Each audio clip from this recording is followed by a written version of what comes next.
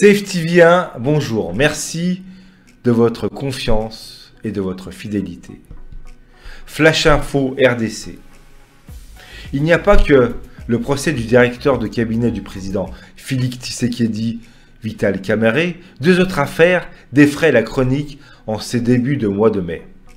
Le marché de rénovation de la salle plénière du Sénat et la découverte d'un trafic d'armes à Guadolite. Derrière les sociétés citées dans ce dossier, Modern Construction et Serve Air Congo, il y a un homme d'affaires indien, Harish Jagani, qui a prospéré sous le régime de l'ancien président Joseph Kabila. Enquête.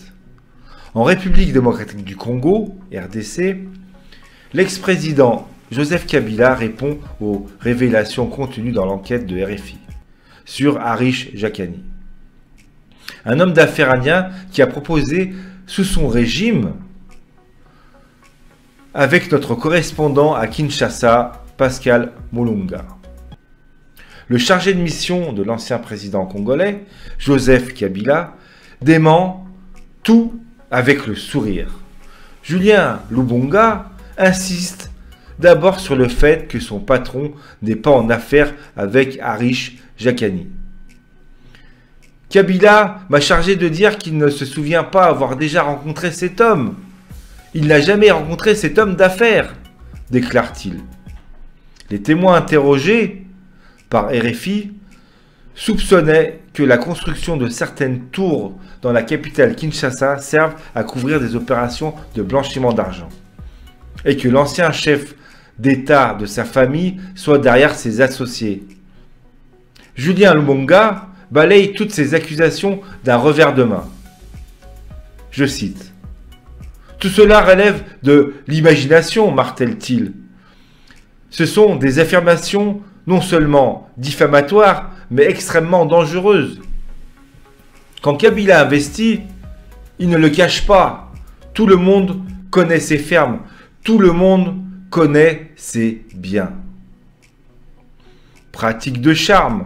Pour Julien Lubonga, la famille Kabila n'a de relation d'affaires qu'avec des Congolais ou des expatriés où la moralité est irréprochable.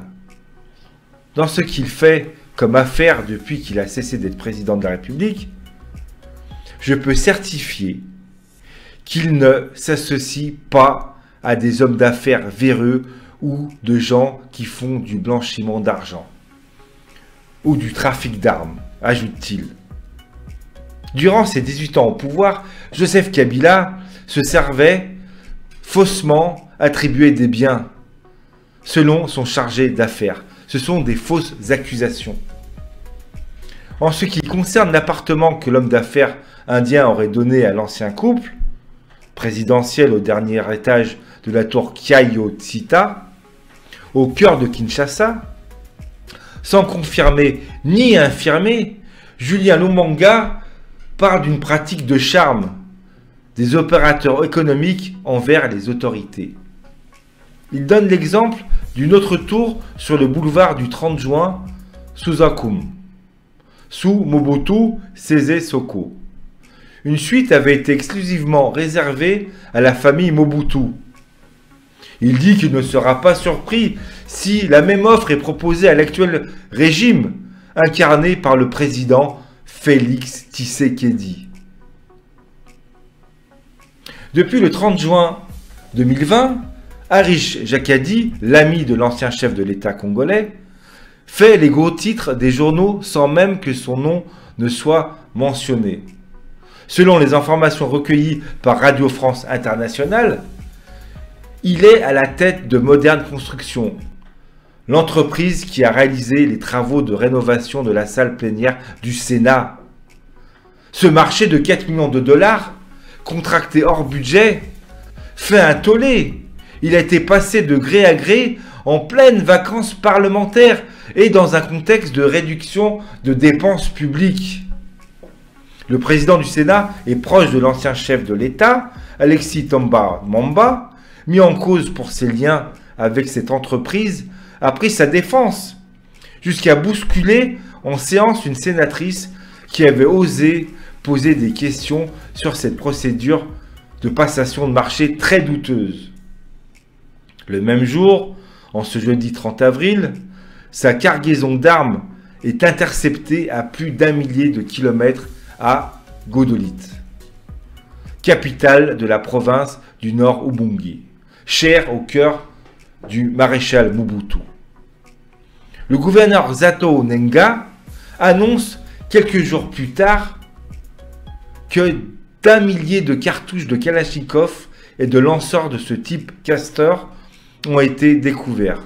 Le colis, destiné à un groupe armé anti-Balaka en Centrafrique, selon des sources sécuritaires, a voyagé sur un avion cargo de la compagnie Serve Air Congo, la principale entreprise privée de fret aérien du pays. Son fondateur, c'est aussi Harish Jakani, le même homme d'affaires indien quasi inconnu du public en République démocratique du Congo. 2 employés de cette société ont été brièvement interpellés avant d'être relâchés.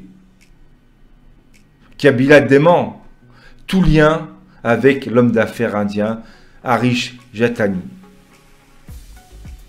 Merci d'avoir écouté cette émission. À très bientôt. Au revoir.